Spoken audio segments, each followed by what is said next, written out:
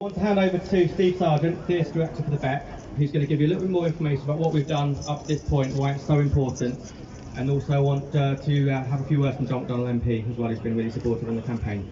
Over to Steve. Thank you so much. Firstly, I am absolutely blown away by the level of support that we have received over the last week or so. It is incredibly humbling at a time of real challenge for myself and my team. Thank you.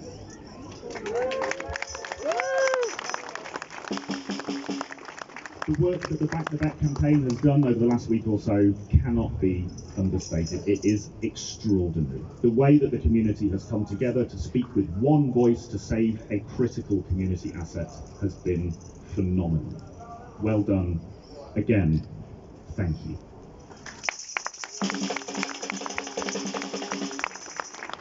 So, for nearly 50 years, the Beck has been bringing world-class live performance to residents of Hillingdon, West London and beyond. For nearly 50 years, the Beck has provided opportunities for local people to experience first-hand the transformational power of arts and culture. For nearly 50 years, the Beck has been a hub that has brought our communities together as a sanctuary in times of strife and place of celebration in times of triumph.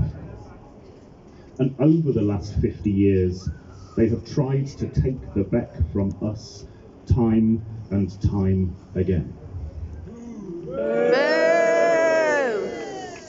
And over the last 50 years, time and time again, they have failed. Yes! They will fail again.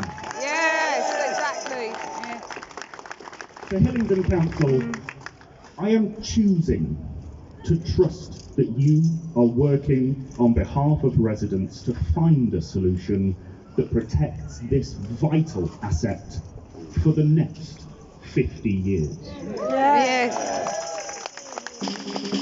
I am choosing to trust that you have our best interests at heart, so I extend the hand of partnership. Whatever it takes for this critical venue to be safeguarded for the future, we will do it. Good. Because let's not forget, if you ask the Ministry of Justice, they will tell you that access to arts and culture reduces crime rates. The World Health Organization will tell you that access to arts and culture improves health outcomes, and arts and culture venues put money straight into the pockets of local residents. Safer, healthier, richer.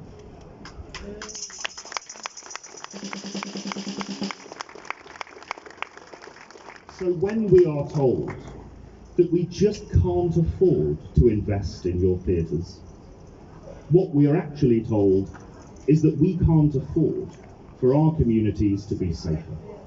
We can't afford for our residents to be healthier, and we can't afford for our families to prosper. And you know what I say? We can't afford not to. Yes. Thank you so much for coming. I couldn't be more grateful.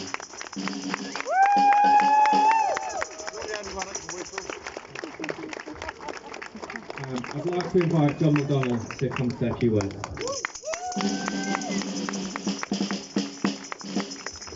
Thank you. Go on. Thank you. There are a large number of, can I just say, a large number of councillors here, and I'd welcome, and Danny Beals is the MP for Uxbridge. And I just want to say, I was really pleased yesterday at the meeting, just the huge turnout that we had, and that included a number of councillors and others. But there was one person absent, wasn't there? Yes. Yeah. And that was the leader of the council. Coward! Steve mentioned the history of the Beck. Yeah. I was here 50 years ago when it's opened, 77. And actually it's named after Alf Beck, who was a local councillor. Yeah. And at that stage, that he and the local councillors had this vision of having a cultural asset right in the heart of our community, because they believed that everyone should have access to theatre and dance and music. And to a large extent, you know, there was a huge surge in the community then of popularity because it was a great initiative. And yes, it cost a lot of money at the time to build, but they thought it was a really good investment for future generations. And you know, the Beck in its whole history has proved them right on every occasion. If you look at it's exactly as Steve was saying, if you look at the role it's played in bringing us together, and we're a multicultural, diverse community, and reflecting the whole of that diversity, it's brought generations together, and it's just served us so well. It's served us so well. So we just naturally thought it would be a permanent asset for the whole community, and nobody in their right mind would put that at risk. So when we heard, because there's been no consultation, has there, from the council? We heard about this, exactly as Peter Cohen, one of the councillors, said yesterday, by rumour. We just heard a rumour going round that they were thinking of this, and to be honest, when that rumour went round, I didn't believe it, so we started asking questions. Steve then approached me and said, I just want to bring you up to date on where we're at. And that's when we got suspicious. Because exactly as Steve said yesterday, what Trafalgar, we're not here on behalf of Trafalgar, we're here to protect our community asset.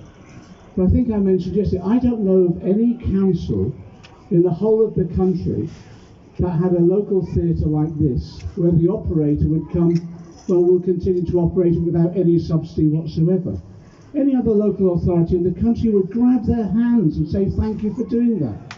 But and the reason I mention this is because all of us have been trying to work out, well, what is the motivation of the council? It's a wonderful community asset. It's played its role over 50 years, exactly as envisaged by councillors in the first instance. It's been hugely successful, and here it is willing to operate without subsidy. So what's the motivation? And that's really what I'm worried about, because I think we all suspect now that what the motivation is asset stripping. To sell the site, gain some form of capital receipt and move on. What will they sell the site for? Because I can't see any other operator coming forward. I don't think the council has the resources or the ability to manage a theatre like this. So you know what the risk is in every other site they've sold off. There'll be more dense housing, population which need the services that we actually have, which we haven't got because of all the cuts, and a council will walk away. Now my view is I think that's an act of cultural vandalism that we can't tolerate. So I just want to say this. I want to thank Jonathan and all the campaigners who brought us together at such short notice. Fantastic work that they've done to launch this campaign. And what we've got to pledge ourselves, we all have a responsibility on all of our shoulders now. Whatever role we play, whether MP or councillor or local community member, theatre group or whatever, we all have a responsibility now to come together and say to the council, we are not going to allow you to sell off our community asset. We're going to stand firm. We're going to stand firm, and we use every resource we can to fight you. Because if they think we're just going to roll over and let them take the Beck away from us, they're sadly mistaken. We will. This is a community-led campaign. It isn't party political or anything like that. It's a community-led campaign. When the community groups that have come together call upon us to support the campaign and all the different initiatives that they'll launch, our responsibility now is to turn up, back the campaign. Because the council needs to learn that this is a community that will not be defeated, we will not be ridden over roughshod, and we will not allow them to destroy this invaluable community asset. Solidarity.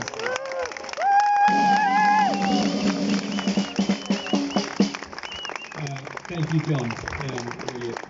Really touching speech.